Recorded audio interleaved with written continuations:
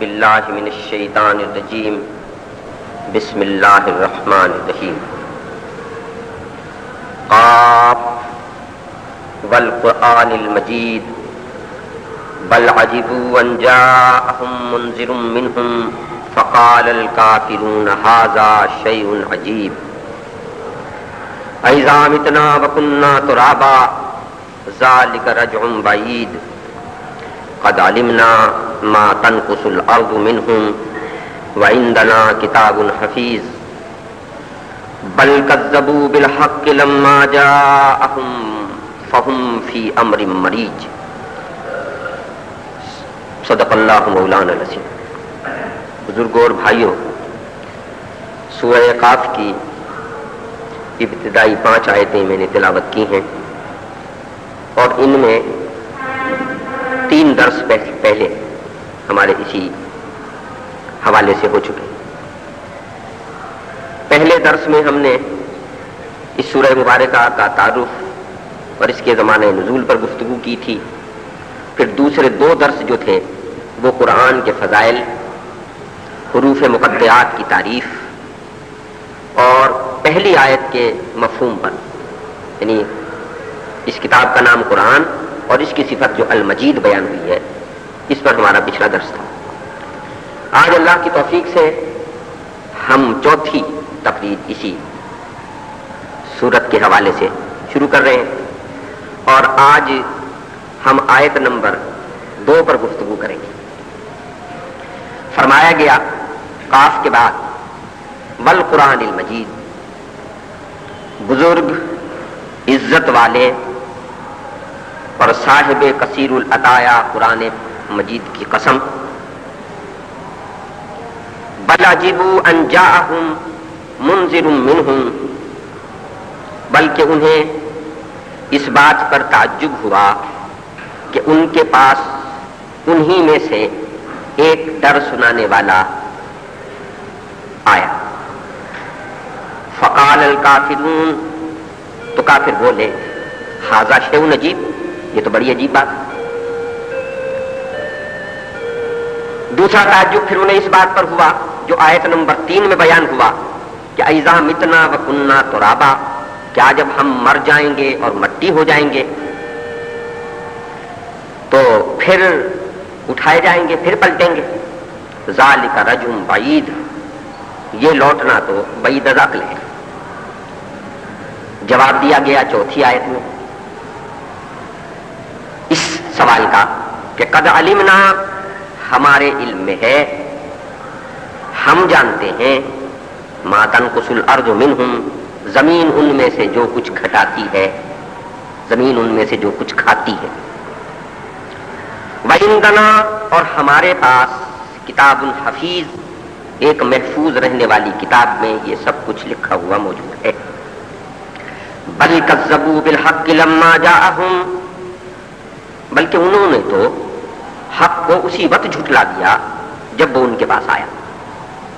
فہم فی امر مریج، اور اب یہ ایک الجھن میں مبتلا ہیں۔ یہ مفہوم تھا ان 5 آیتوں کا۔ ان میں سے پہلی آیت پر تو 3 درس ہو چکے ہیں۔ آج جس تعجب کا اظہار اس آیت میں کافروں کی طرف سے بیان کیا گیا وہ یہ ہے کہ انہیں اس بات پر تعجب ہوا کہ ایک ڈرانے والا انہی میں سے آئے، اور انہوں نے کہا کہ یہ عقل سے بعید ہے۔ انہوں نے اس بات کو ماننے سے جو تھا انکار کیا اور کہا کہ یہ تو بہت عجیب بات ہے۔ تو اس تعجب پر آخر انہیں یہ تعجب کیوں ہوا، اس کے 3 پہلو ہو سکتے ہیں اور ان تینوں پر گفتگو کریں گے۔ تعجب کا ایک پہلو تو یہ کہ بھلا اللہ کو اس کی کیا ضرورت ہے کہ وہ کسی کو بھیجے ڈرانے والا بنا کے۔ ہم اپنے سوچ سمجھ والے لوگ ہیں، عقل والے لوگ ہیں، تجربے والے لوگ ہیں، آخر ہم اپنی زندگی گزار ہی رہے ہیں، ہمارے کاروبار چل رہے ہیں، ہمارے مکان بن رہے ہیں، ہماری کوٹھیاں تعمیر ہو رہی ہیں، ہمارے بال بچے پل رہے ہیں، ان کی شادیاں ہو رہی ہیں، یہ سارا کاروبار چل رہا ہے۔ تو اگر اسے نہ مانے تو کیا فرق پڑتا ہے؟ ایک صورتحال تو یہ گویا انہیں تعجب اس بات پر ہوا کہ اس کی کیا ضرورت تھی صاحب، اس کی ضرورت کیا ہے. دوسرا تعجب اس بات پر کہ وہ اگر آنا ہی تھا تو کہیں فرشتہ آتا، کوئی اور مافوق الفطرت چیز آتی، کوئی اوپر سے ایسی چیز آتی جسے دیکھ کے اچانک ہم سب خوف زدہ ہو جاتے اور فوراً اسے مان لیتے. ایک مفہوم یہ. ایک بات یہ کہ وہ ایسی حیران کن ہوتی کہ جناب عربوں میں پیغمبر آیا ہے تو چینی آیا ہے، تو ایک دم کھڑا ہوا ہے تو چینی بول رہا ہے. یار دو مہینے سے ایک آدمی ایک دم اٹھا ہے اور اس نے جاپانی زبان میں خطاب کرنا شروع کر دیا. یعنی یہ وہ ساری تعجب خیزی باتیں ہیں جو اعتراضات ہوئے ہیں، اور قرآن نے مختلف مقامات پر ان کے جوابات دیے. سب سے پہلا اعتراض یہ ہے کہ انسانی زندگی کو کیا کسی ڈرانے والے کی ضرورت ہے؟ یہاں سے ہم بات شروع کرتے ہیں. ہمیشہ اسی بات پر انسانوں نے سب سے زیادہ ٹھوکریں کھائیں کہ وہ یہ ماننے کو تیار نہیں ہوتے کہ اللہ کا ان کی زندگی میں کوئی دخل ہے. یعنی ساروں کا آپ ذرا تجزیہ کر لیں. زبانی کلامی ماننے کو تیار ہے کہ جی چلو ہے، لیکن ماننے کے تقاضے فوراً سامنے آتے ہیں. جب آپ یہ کہیں کہ اللہ ہے تو پھر فوراً ایک سوال ہوگا کہ پھر اس کی حیثیت کیا ہے؟ اگر اللہ ہے تو اس کا ہم سے تعلق کیا ہے؟ اگر اللہ ہے تو ہمارا اس سے تعلق کیا ہے؟ اگر اللہ ہے تو اس ساری کائنات سے اس کا تعلق کیا ہے؟ یہ سارے سوالات ہیں نا جی، ایک کے بعد دوسرا، دوسرے کے بعد تیسرا، چوتھا، یہ آتے چلے جائیں اور ان کے جوابات دیے بغیر آگے نہیں بڑھا جا سکتا. تو پہلی بات تو قرآن یہ کہتا ہے کہ اللہ ہے، اور دوسری بات قرآن یہ کہتا ہے کہ اس کے سوا کوئی بندگی کے لائق نہیں ہے، اور تیسری بات قرآن یہ کہتا ہے کہ وہ سب کا تخلیق کار بھی ہے، اور چوتھی بات قرآن یہ کہتا ہے کہ وہ سب کا پالنے والا بھی ہے، اور پانچویں بات وہ یہ کہتا ہے کہ وہ سب کا مالک بھی ہے. یعنی اس کا تعلق سب کے ساتھ ملکیت کا تعلق، سب کے ساتھ پرورش کا تعلق، سب کے ساتھ تخلیق کاری کا تعلق، یہ سارے تعلقات اس کے تمہارے ساتھ ہیں. جب وہ مالک ہے اور ملکیت اس کی ہے تو لازمی سوال پیدا ہوگا کہ اس کی ملکیت کو اس کی مرضی کے مطابق استعمال کیا جائے. جب وہ خالق ہے، سب کچھ اس کا ہے، تو پھر اس کے اختیار اور اقتدار کو بھی مانا جائے. اور جب یہ ساری صورتحال ہے تو کیا اس کا ایک لازمی نتیجہ یہ نہیں ہے کہ وہ مالک یہ بتائے کہ اس کی چیزوں کو کیسے برتائے، کائنات میں کیسے تصرف کیا جائے، اپنی زندگی کو کیسے گزارا جائے، اپنے معاملات کو کیسے طے کیا جائے، اور زندگی کے سارے شعبوں کو کیسے منظم کیا جائے. یہ سارے لازمی سوالات ہیں. جب کوئی یہ مان لے کہ اللہ نے بنایا ہے اور اللہ چلا رہا ہے اور اللہ پرورش کر رہا ہے اور اللہ ہی کا سب اختیار اور اقتدار ہے، تو پھر یہ کیسے ممکن ہے کہ اللہ اپنے بندوں کو یہ نہ بتائے کہ اس کائنات میں بھیجنے کے لیے ان کا مقصد کیا ہے اور ان کی زندگی بسر کرنے کے لیے اللہ کیا چاہتا ہے. آپ نے دیکھا کہ یہ ان لازمی سوالات کا ایک لازمی حصہ ہے جو سامنے آیا. تو اب اللہ تعالیٰ نے قرآن مجید میں یہ بھی بتایا کہ بھائی دیکھو، ہم نے تمہیں بنایا، ہم نے تمہیں پیدا کیا، ہم نے تمہیں پالا، ہم نے تمہیں پرورش کیا، اور یہ سارے کام ہم ہی کر رہے ہیں اور کوئی نہیں کر رہا. تو لہذا وہ کام کہ تم کیسے زندگی گزارو، یہ کام بھی ہم ہی کر رہے ہیں کہ تمہیں یہ بتائیں کہ زندگی کیسے گزاری جانی چاہیے. اور اسی کے لیے ہم نے وہ طریقہ کار رکھا کہ جس کا نام وحی و رسالت ہے. یعنی یہ قرآن کا دوسرا اہم موضوع ہے. توحید الہی کے بعد کہ انسانوں کی رہنمائی کے لیے اس نے پورا اہتمام کیا ہے، اور اس اہتمام کو اس طرح سے کیا ہے کہ ہر عہد میں اللہ ایسے لوگ یہاں بھیجتا رہا ہے کہ جو اللہ کی مرضی اللہ کے بندوں تک پہنچاتے رہے. یعنی ان سارے لازمی سوالات کا یہ سب سے لازم جواب آیا کہ اگر اللہ ہے اور وہ تمہارا مالک اور خالق ہے اور اس نے اس زندگی میں تمہیں کوئی خاص کام کرنے کے لیے بھیجا ہے تو اس خاص کام کو حد تکمیل تک پہنچانے اور اس کے منزل مقصود تک پہنچانے کی ساری ذمہ داری بھی پھر اللہ کی ہے کہ وہ بتائے کہ اسے کیسے پہنچایا جائے. اور اسی کا نام رسالہ. اب آپ دیکھیں کہ اس کو قرآن مجید نے کس کس انداز میں بیان کیا. مثلا سب سے پہلے تو وہ زندگی کا تصور یہ دیتا ہے ہمیں کہ یہ زندگی صرف یہ نہیں ہے جو تم یہاں بسر کر رہے ہو، یہ اس زندگی کا صرف ایک حصہ ہے. اس زندگی کے کچھ حصے تم گزار آئے ہو، کچھ حصہ گزار رہے ہو اور کچھ حصے گزارو گے. بات صرف اتنی نہیں کہ تمہارے گھر بچہ پیدا ہوا، اس نے شیر خارگی کا زمانہ گزارا، وہ جوان ہوا، بوڑھا ہوا، مر گیا.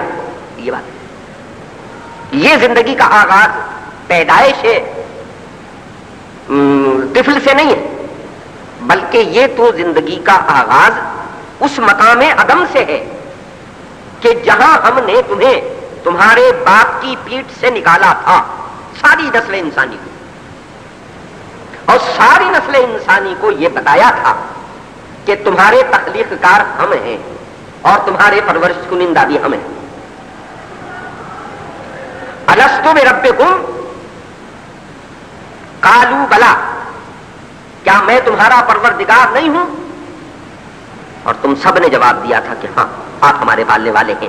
یہ زندگی کا آغاز تھا، وہ ایک مرحلہ تھا زندگی. اس زندگی کے مرحلے میں ہم اپنے ابتدائی مقام سے نکال کے میدان الست میں اکٹھے کیے گئے تھے، اور وہاں سے ہماری زندگی کا سفر آغاز ہوا.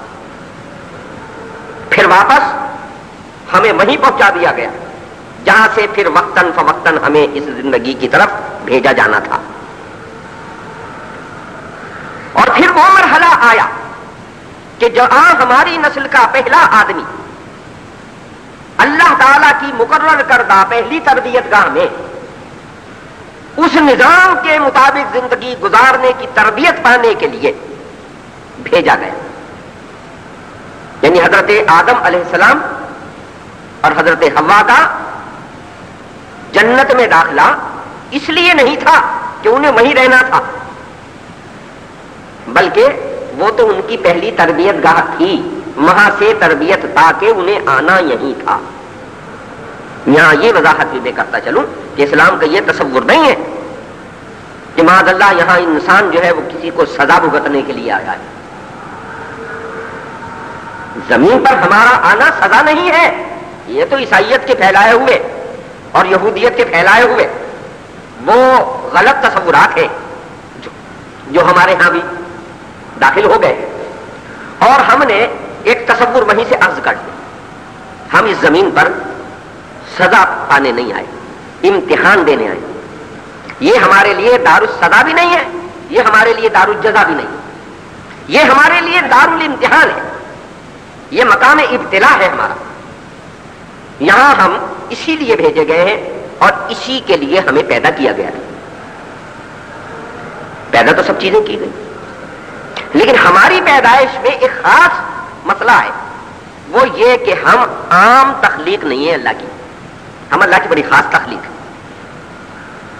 سب چیزوں کو اس نے پیدا کیا ہمارے لیے، ہمیں سب چیزوں کے لیے نہیں پیدا کیا، بلکہ ہمیں تو جب ہماری پیدائش کا منصوبہ ہی بیان کیا گیا تھا تو اس منصوبے ہی میں یہ بات اللہ تعالیٰ نے فرما دی. وَإِذْ قَالَ رَبُّكَ لِلْمَلَائِكَةِ إِنِّي جَاعِلٌ فِي الْأَرْضِ خَلِيفَةً. یاد کرو جب تمہارے رب نے فرشتوں سے کہا تھا کہ میں زمین پر اپنا ایک نائب بنانے والا ہوں. یعنی یہاں زمین پر پیدائش جو ہے انسان کی، بھیجا جانا جو ہے، وہ نیابت الہی کے لیے تھا، اور اس نیابت الہی کی تیاری کے لیے اسے بھیجا گیا جنت میں. اور جنت میں جو لغزش ہوئی ہے وہ اللہ نے وہیں معاف فرما دی. یہ تصور عیسائیت کا ہے کہ صاحب وہاں سے سزا دینے کے لیے دنیا میں بھیج دیا گیا. ان بیچاروں کی تو ایک مجبوری ہے، کیونکہ وہ ان کا ایک رہنما جو تھا نا پولس، وہ انہیں تثلیث کے عذاب میں مبتلا کر گیا. لہذا ساری انجیل اور سارے عہد نامہ قدیم میں انہیں کچھ نہیں ملتا، تو وہ یہ فلسفے بھنگارتے ہیں کہ حضرت عیسیٰ کو معاذ اللہ ثم معاذ اللہ اس لیے پھانسی پر چڑھایا گیا تاکہ ساری نسل انسانی کے اس گناہ کی معافی ہو جو آدم سے سرزد ہوا تھا جنت میں. حالانکہ قرآن نے بالکل دو ٹوک طور پر کہا ہے کہ وہ جو لغزش وہاں ہوئی تھی وہ تو وہیں معاف کر دی گئی تھی.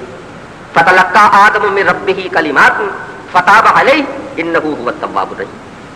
اس نے اپنے رب سے چند کلمات توبہ سیکھ لیے، اور اس کا رب تو ہے ہی بہت معاف کرنے والا، اس نے انہیں معاف کر دیا. وہ کلمات توبہ بھی قرآن میں بیان کر دیے. ربنا ظلمنا انفسنا وان لم تغفر لنا وترحمنا لنکونن من الخاسرین. یہ وہ کلمات توبہ تھے جن کو ادا کر کے ان دونوں میاں بیوی نے، اس نسل انسانی کے پہلے جوڑے نے اللہ سے اپنے گناہوں کی معافی مانگی، اور اللہ نے کیا کہا کہ انہیں معاف کر دیا. معاف کرنے کے بعد زمین پر بھیجا، کیونکہ یہی تو انہوں نے نیابت کرنی تھی، اس نظام کو قائم کرنا تھا جس کے لیے وہ پیدا کیے گئے.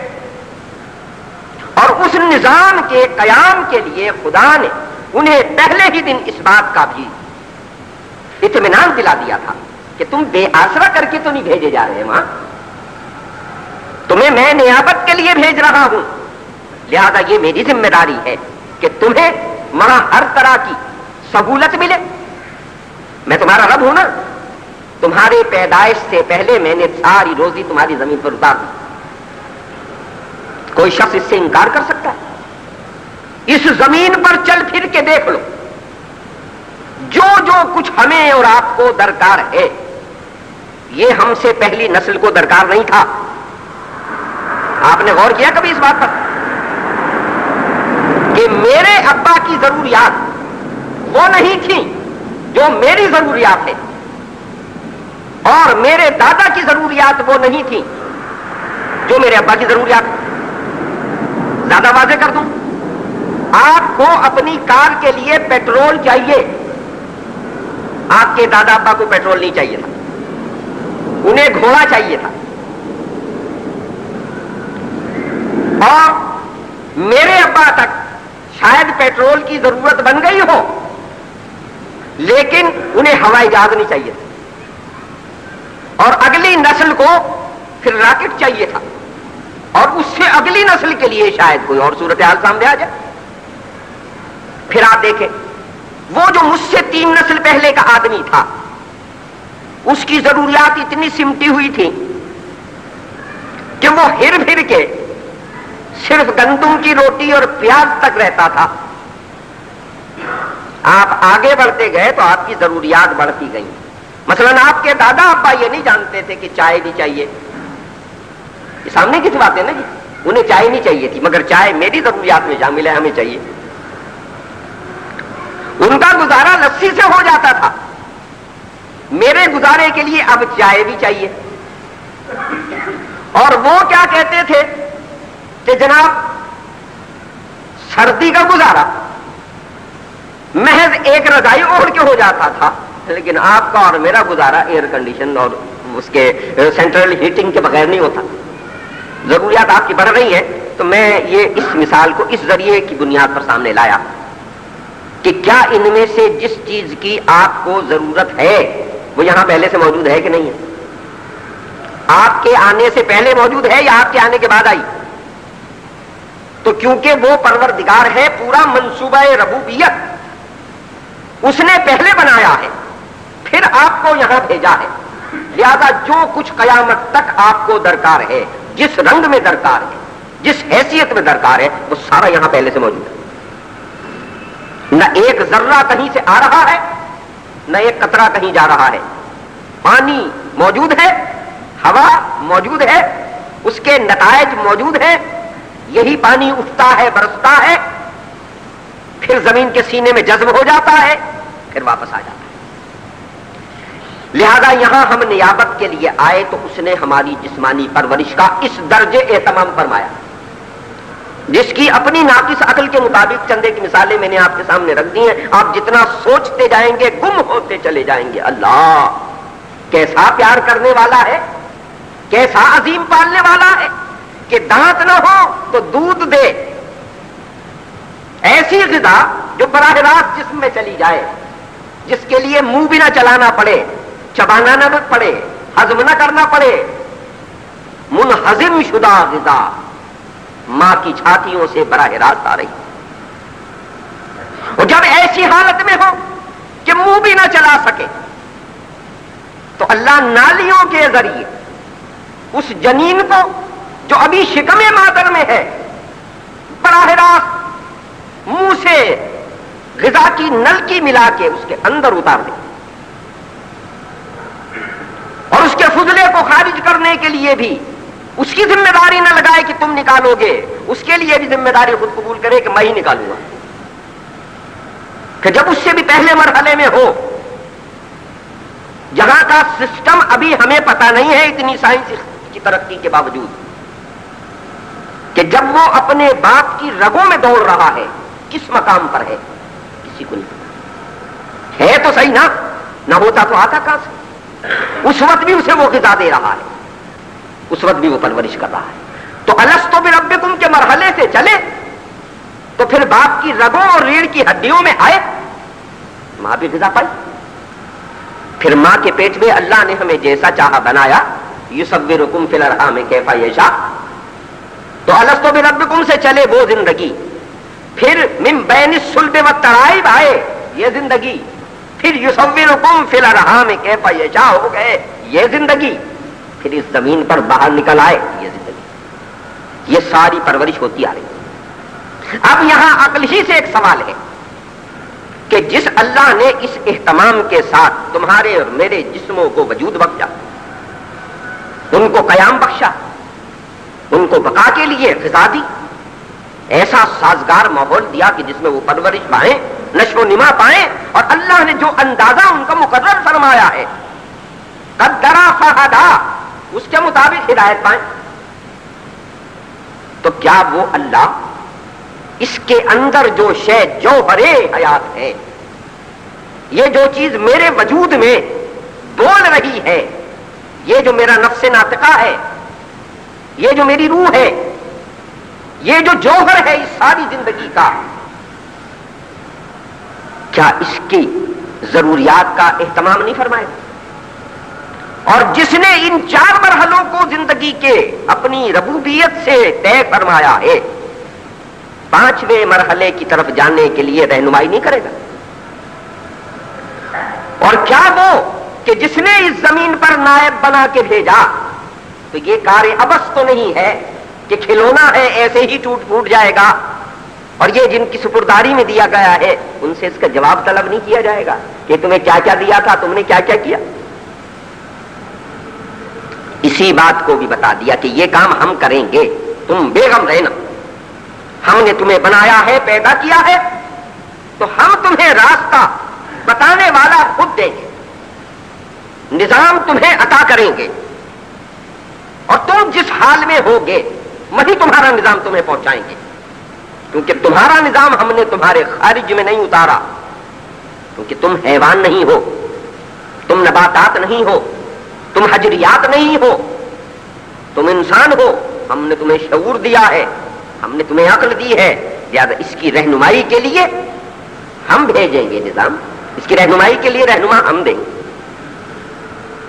اسے بھی پہلے ہی دن جب وہ جنت سے چلا پہلا جوڑا تو اسی دن فیصلہ کر کے بتا دیا کہ قُلْنَا اهْبِطُوا مِنْهَا جَمِيعًا فَإِمَّا يَأْتِيَنَّكُم مِّنِّي هُدًى، ہدایت میری طرف، فَمَن تَبِعَ هُدَايَ فَلَا خَوْفٌ عَلَيْهِمْ وَلَا هُمْ يَحْزَنُونَ، جس نے اس ہدایت کی پیروی کی اس کے لیے کوئی خوف اور غم نہیں، جس نے جھٹلایا وہ سزا سے بچ نہیں سکتا۔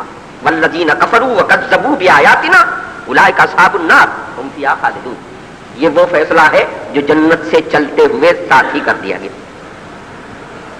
اب اس کے بعد پوری نسل انسانی کی تاریخ اٹھاؤ اور دیکھو، کوئی قدم میں ایسا نہیں ملے گا جس میں ہم نے اپنا یہ وعدہ پورا نہ کیا ہو. وَلِكُلِّ أُمَّةٍ رَسُولٌ، ہم ہر گروہ اور جماعت کو، ہر امت کو پیغامبر دیتے رہے ہیں، کیونکہ وہ ہماری ذمہ داری ہے. وَلِكُلِّ قَوْمٍ هَادٍ، ہم ہر گروہ انسانی کو ہدایت کنندہ عطا کرتے رہے ہیں، یہ ہماری ذمہ داری ہے. ڈرانے والا دینا ہمارا کام تھا، وہ ہم بھیجتے رہے ہیں. الا خلا فیہا نذیر، ہم نے کوئی گروہ یہاں سے اٹھایا ہی نہیں ہے ایسا جسے ڈرانے والا نہ دیا ہو. اور دیکھو ہم نے یہ محمد صلی اللہ علیہ وسلم جو بھیجے ہیں یہ بھی اسی سلسلے کی ایک چیز ہے. اور کیوں بھیجا ہے؟ ہم نے انہیں اس لیے بھیجا ہے کہ وہ لوگ جو ڈرائے نہیں گئے، لِتُنذِرَ قَوْمًا مَّا أُنذِرَ آبَاؤُهُمْ فَهُمْ غَافِلُونَ، ان کو ڈرا دیا جائے جن کے آباء و اجداد کو ڈر نہیں سنایا گیا، کیونکہ یہ ڈر سنانا یہ ہماری ذمہ داری ہے. نذیر بھیجنا ہماری ذمہ داری ہے، بشیر عطا کرنا ہماری ذمہ داری ہے. اور اب تو ہم اتنا بڑا نذیر اور اتنا بڑا بشیر بھیج رہے ہیں کہ اس پر آ کے بشارت و انذار کو ختم کر دیں. کافۃ للناس بشیرا و نذیرا، ساری نسل انسانی کے لیے ایک کفایت کرنے والا، ایک ڈرانے والا، ایک خوشخبری سنانے والا اب ہم بھیج رہے ہیں. ہم حکیم ہیں، ہمارا کوئی کام حکمت سے خالی نہیں. کل صورت حال یہ تھی کہ آدمیوں کے پاس ذرائع نہیں تھے ہدایت کو در در پہنچانے کے، تو ہم نے در در نذیر بھیجا، در در بشیر بھیجا، علاقے علاقے میں اپنا نمائندہ بھیجا. اور اب محمد صلی اللہ علیہ وسلم کی صورت میں کامل بشیر، کامل نذیر، کامل رسول، کامل نبی تکمیل کے ساتھ بھیج دیا، کتاب مکمل کر کے بھی. تو اب یہ سارا نقشہ کار ہے، اس پر غور کرو اور پھر اپنے اس تعجب پر غور کرو جو تم کہتے ہو بل عجبوا ان جاءهم منذر منهم فقال الكافرون هذا شيء عجیب، بلکہ انہیں تعجب ہوا اس بات پر کہ ان کے پاس انہی میں کا ایک ڈر سنانے والا آیا. تو کافروں نے کہا یہ تو بڑی عجیب بات. یعنی ہمارا موضوع یہ سورہ قاف کی آیت نمبر 2. اس سے پہلے اللہ نے قرآن کی قسم کھائی، قاف والقرآن الحکیم، قرآن قاف والقرآن المجید، قرآن بزرگ کی قسم. قسم کھا کے اب آ کے یہ نہیں بتایا کہ قسم کیوں کھائی. یعنی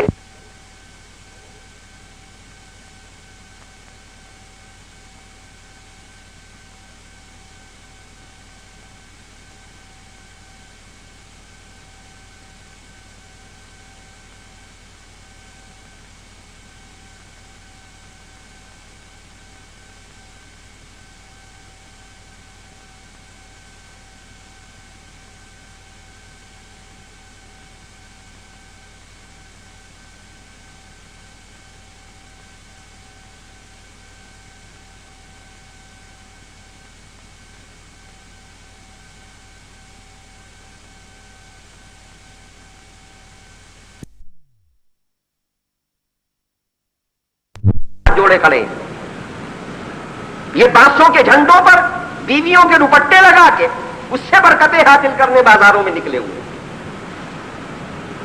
یہ چیتڑے جنہیں پھینک دو کوڑے کے ڈھیر پر تو کچھ نہیں، اسی کو جھاڑ پوچھ کے جھنڈا بنا لو تو اس سے برکت لی جا رہی. اس پر متعجب نہیں ہوتے.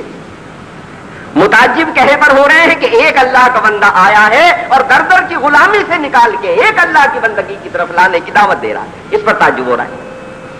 ہم میں سے آ گیا، یہ کیسے ہو گیا؟ تو دراصل قرآن کی قسم کس بات پر کھائی؟ اس بات پر کھائی کہ ظالموں، اس قرآن کی قسم یہ انسانوں کو اتنا نفع دینے والا ہے، یہ اتنا فیض پہنچانے والا ہے، تاریکیوں سے نکال کے اتنا منور کرنے والا ہے، اس کی قسم. یعنی یہ خود شاہد ہے اس بات پر کہ یہ جو انہیں لے کے آیا ہے یہ خدا کی طرف سے ہے، اس پر تعجب کیسے کرتے؟ خود قرآن دلیل ہے اس بات کی کہ یہ ڈرانے والا اللہ ہی کی طرف سے آیا۔ تو اب اس آیت میں 3 مضمون سامنے آئے۔ ایک مضمون تو یہ کہ اس بات پر تعجب کر رہے ہیں، اسے باعث حیرت قرار دے رہے ہیں، ہم ہی میں سے ڈرانے والا آ گیا۔ تو سوال یہ پیدا ہوتا ہے کہ اگر تم میں سے نہ آتا، کہیں باہر سے آتا، تو تم کہتے پتہ نہیں جی کون ہے، ہم تو نہیں جانتے، یہ ہم سے نیکیوں کا دعویٰ اور مطالبہ کرنے آیا ہے، پتہ نہیں 40 سال کہاں گزار کے آیا ہے۔ اللہ نے پہلے تو 40 سال پورے محفوظ فرمائے ہیں اسی بستی میں۔ اور یہ صرف محمد صلی اللہ علیہ وسلم کی بات نہیں، آپ دیکھیں کہ جس بستی میں جو نبی آیا اسے اللہ نے وہیں سے اٹھایا۔ یہ صورتحال نہیں کی کہ عربوں کو ہدایت دینے کے لیے بھیجا ہو تو چین سے بھیجا ہو، جاپان سے بھیجا ہو، یا امریکہ سے بھیجا ہو، یا ہندوستان سے بھیجا ہو، جہاں خطاب ہوا ہے وہیں سے بھیجا۔ اور دوسرا تعجب جس بات پر وہ کر رہے ہیں وہ یہ، مختلف مقامات پر قرآن کے اس بات کا اظہار ہوا کہ جناب یہ تو آدمی ہے جی، تو اللہ نے اس کا جواب ایک مقام پر دیا، کہا زمین پر اگر فرشتے بس رہے ہوتے ہم بھی آسمان سے فرشتہ بھیج دیتے۔ ہدایت تو بنی آدم کو دینی ہے، بنی آدم ہی میں سے بھیجنا۔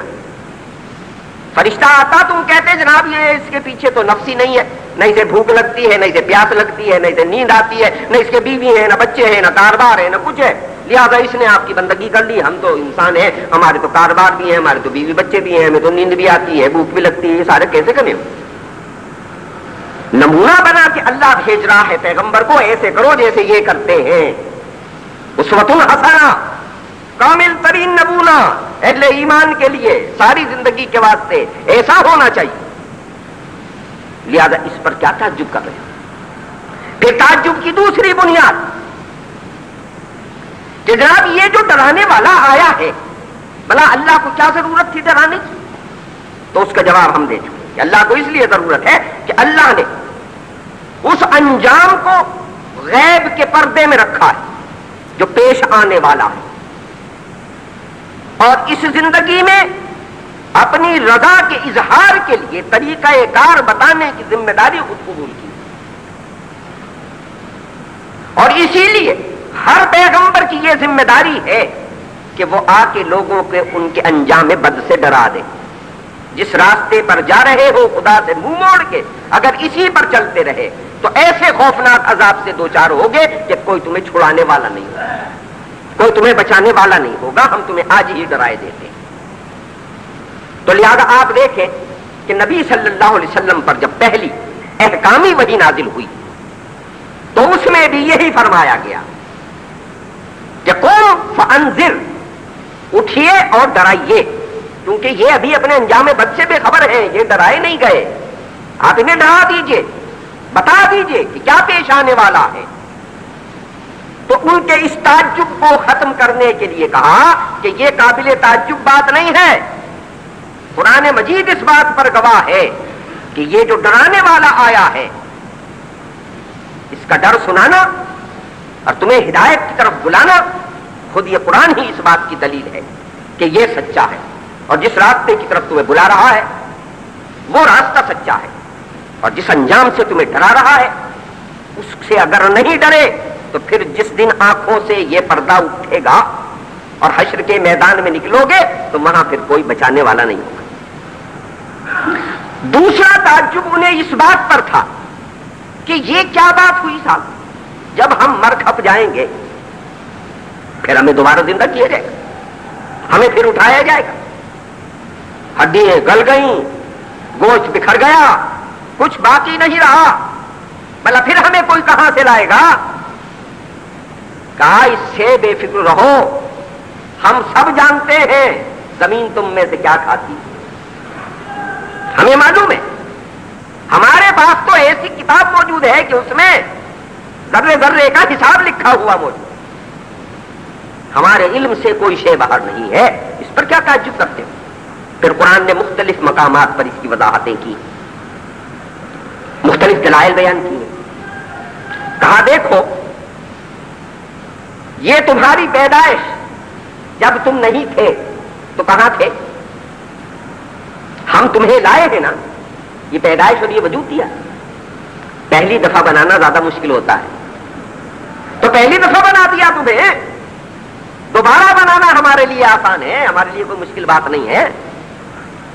ہم روزانہ یہ منظر بھی تمہیں دکھاتے ہیں، زمین مری ہوئی پڑی ہے، دور دور تک کوئی سبزے کا نشان نہیں ہے، پانی کا پہلا قطرہ ٹپکتا ہے، صبح تم اٹھ کے دیکھتے ہو کہ کوپلیں باہر نکل آئی، زندگی پھر بیدار ہو گئی ہے۔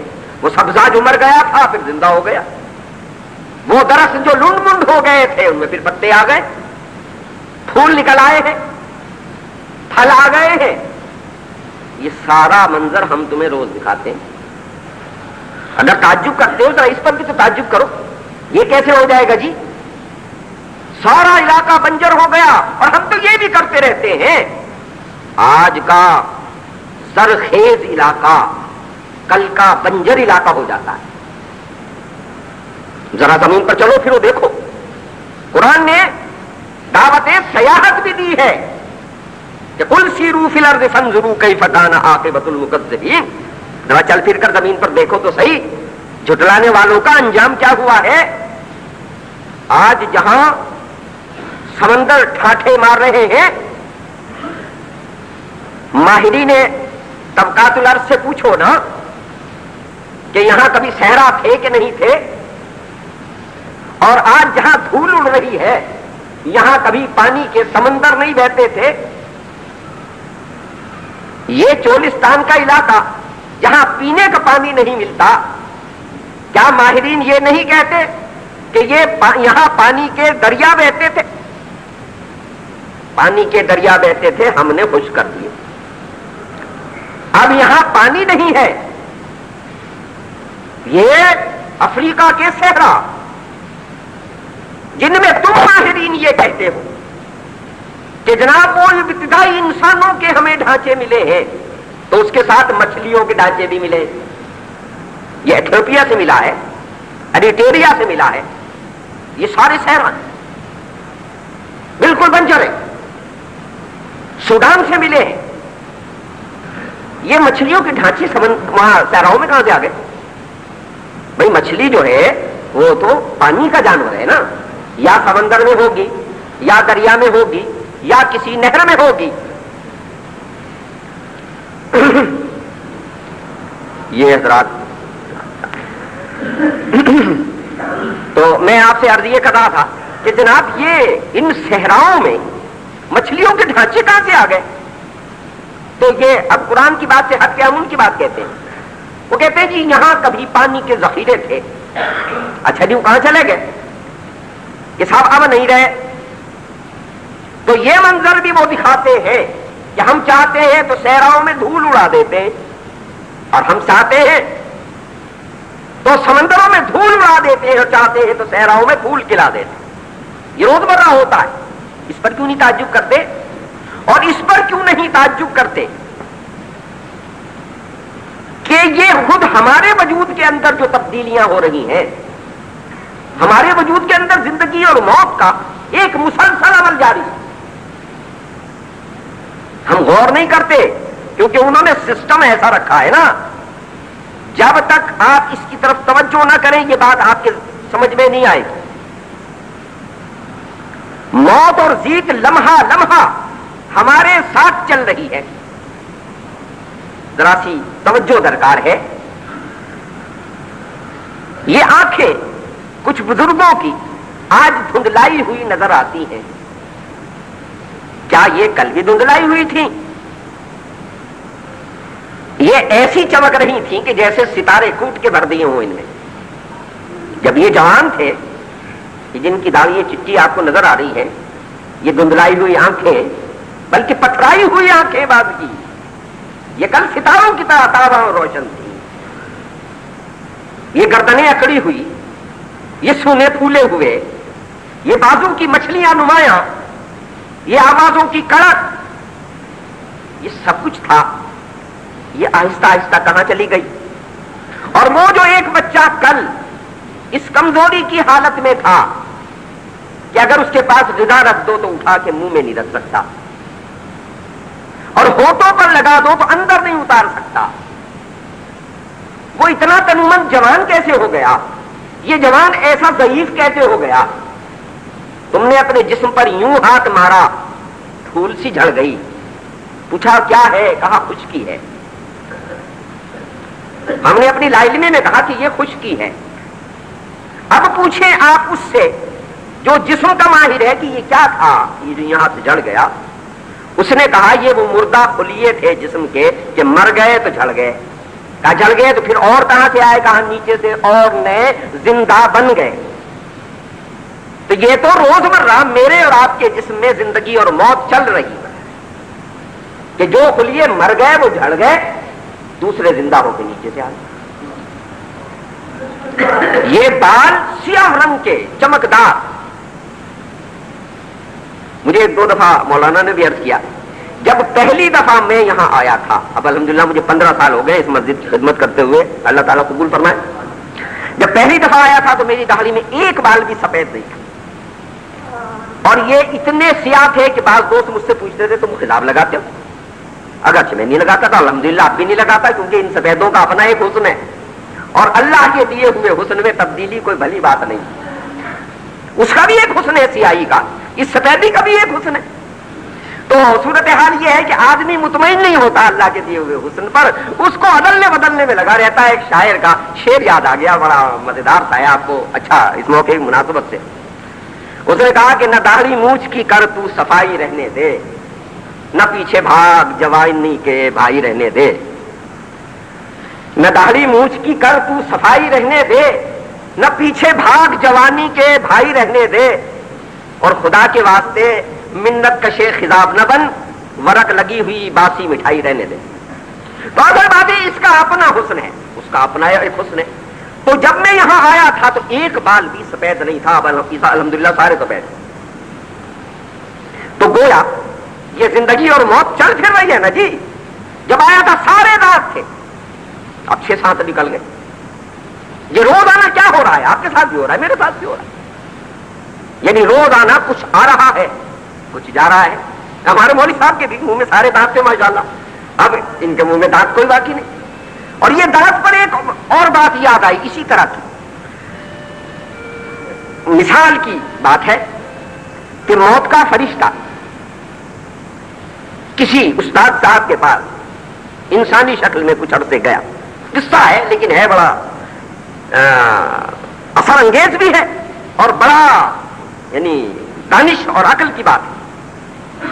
تو وہ کچھ عرصے ان کے پاس رہا، چلنے لگا تو بتایا، کہا حضرت میں موت کا فرشتہ ہوں، تو آپ کی خدمت میں اتنے عرصے رہا ہوں، تو آپ اگر کوئی خدمت ہو تو بتائیں. اس نے کہا بھائی بات یہ ہے کہ اگر تم واقعی موت کے فرشتے ہو تو پھر تمہارے سے ایک گزارش ہے، اور وہ یہ ہے کہ جب میرا وقت ذرا قریب آ جائے تو مجھے بتا دینا آگے، تاکہ میں تیاری کر دوں جانے. اس نے کہا جی بہت اچھا. چلا گیا. کافی عرصہ گزر گیا. جب حضرت صاحب کا وقت آخر آیا تو وہ آیا، کہا السلام علیکم. وعلیکم السلام. آپ کو لینے آیا ہوں جی موت کا فرشتہ. اس نے کہا بھائی تو نے تو بڑی زیادتی بڑا ظلم کیا میرے ساتھ. تو نے وعدہ کیا تھا میرے سے کہ تو مجھے بتائے گا تاکہ میں جانے کی تیاری کروں. اس نے کہا حضرت صاحب میں تو بڑے عرصے سے بتاتا رہا، مسلسل پیغام بھیجتا رہا، آپ سن کے ہی نہیں دیے. انہوں نے کہا بھائی مجھے تیرا کوئی پیغام نہیں ملا. کہا جی حضرت صبح پہلی دفعہ اٹھ کے آپ نے آئینہ دیکھا تھا، وہ ایک سفید بال نظر آیا تھا، ان سارے بالوں میں چمکتا ہوا، تو وہ میرا پہلا خط تھا آپ کی طرف کہ وقت تھوڑا رہ گیا ذرا تیاری کر لیں. پھر دوسرا پیغام بھیجا، دوسرا بال سفید. پھر تیسرا پیغام بھیجا، تیسرا بال سفید. پھر ایک دن ایک صبح اٹھے آپ تو ایک دانت ہل رہا تھا وہ بھی چلا گیا. پھر دوسرا ہل رہا تھا وہ بھی چلا گیا. پھر آنکھوں کی بینائی کم ہوئی. یہ سارے میرے پیغامات آ رہے تھے، میں آ رہا ہوں، آپ سن کے ہی نہیں دیے، تو لہٰذا آپ بنفس نفیس لینے آ گئے. تو یہ روز مرہ یہاں موت اور زندگی کا تماشا جاری. اس پر تعجب کیوں نہیں کرتے؟ اچانک پتہ لگتا ہے وہ فلانا ساتھ تھا چلا گیا، اور فلانا نہیں تھا آج پیدا ہو گیا.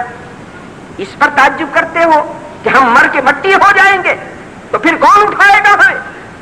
یہ تو بہت ہی خلاف عقل بات ہے. قد علمنا، ہم جانتے ہیں، ما تنقص الارض منہم، زمین ان میں سے جو کچھ کھاتی ہے ہمیں علم ہے. وَعِندَنَا کتاب حفیظ، اور ہمارے پاس میں کتاب ایسی ہے جس میں یہ سب کچھ تحریر موجود ہے.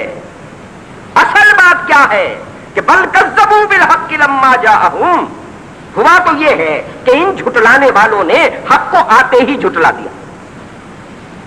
یہ جو اب ان تکلفات میں پڑے ہوئے ہیں کہ دلائل تلاش کر رہے ہیں محمد صلی اللہ علیہ وسلم کو جھٹلانے کے، تو اس کا بنیادی نقص کیا ہے؟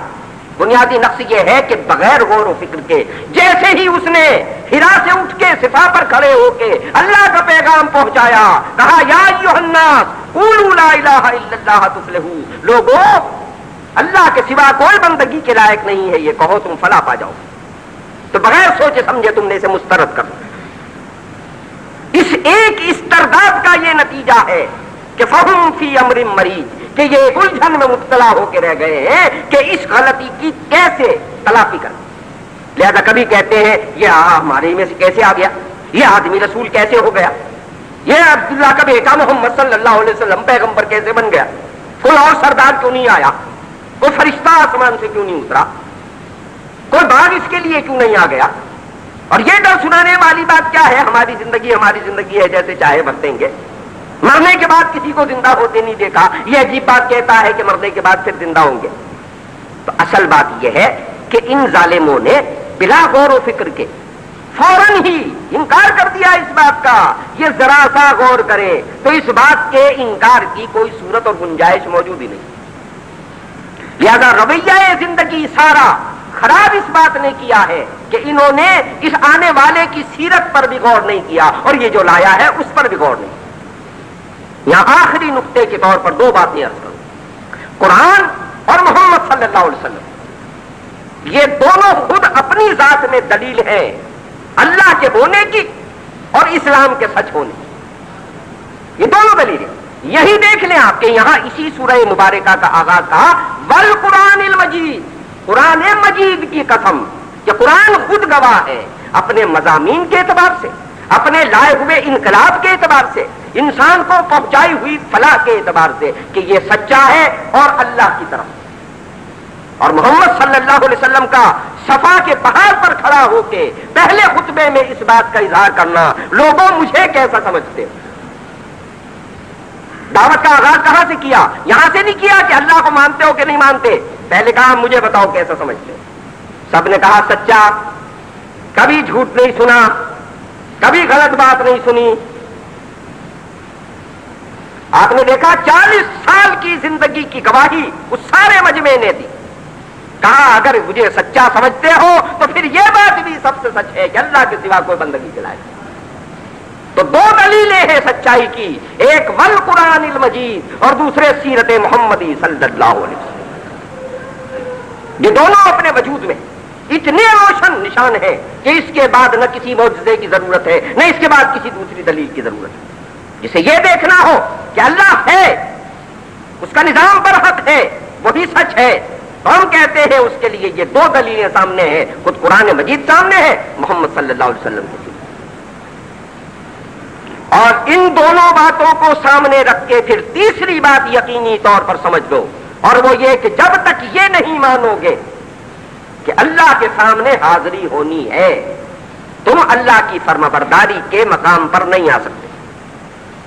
گمراہیوں کے لیے جو بھاگتے ہیں وہ عاقبت کے تصور سے بھاگتے ہیں، کیونکہ عاقبت کا تصور آدمی کو اپنی فارم میں لاتا ہے، عاقبت کا تصور آدمی کو احتیاط کرنا سکھاتا ہے.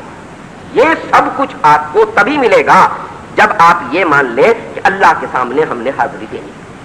تو لہذا سورہ کاف کی ان 5 آیات کا آج ہم نے چوتھے درس کی تکمیل ہوئی ہے. اللہ کی توفیق سے انشاءاللہ باقی آیات پر باتیں اگلے درس میں ہوں گی. وآخر دعوانا ان الحمدللہ رب العالمین.